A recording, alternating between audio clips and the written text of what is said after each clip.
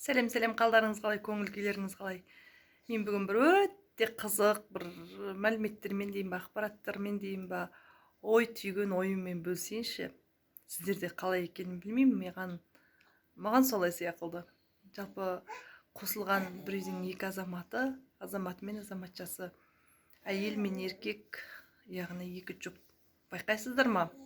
Бірі өте пысық болса, біреуі өте сондайлау сылбырлау болады екен. Біреуі өте таза болатын болса, біреуі керісінше болады екен. Біреуі сөзге жатып алған, сөзшең, сөз саптауы керемет болатын болса, біреуі өте сөзге шорқақ, сондай болады екен. Біреуі өте сондай қолы кең, қолы ашық жан болатын болса, біреуі сараңдау келеді екен.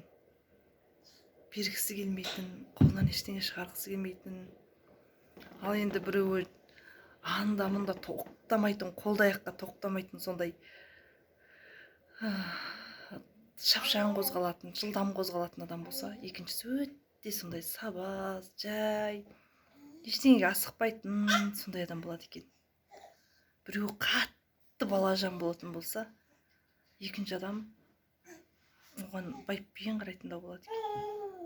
Біреудің пайым парасаты өте терең болатын болса, керісінше келесісі кішкене таяз ойлайтын, шарқ-шұрқ еткен, бұрқ ете қалатын, сондай болады екен. Біреуі ар жағынан барлығын ойлап, түсініп, түйсігімен сезін алатын болса, екінші жартыңыз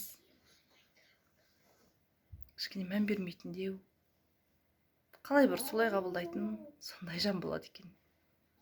Не дейсіздер? Қосыласыздар ма? Сіздерде қалай?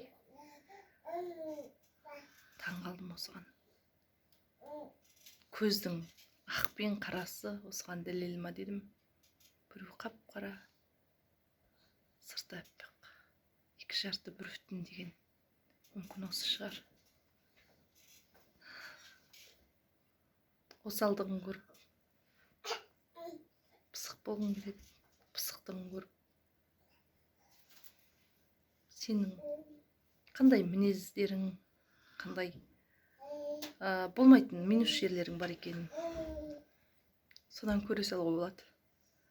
Жалпы сіз жетілдіру керек болатын мінезді қосағыңыздан, жарыңыздан көріңіз де, тура соның қарама-қайшысын дамытыңызшы. Өте керемет болады.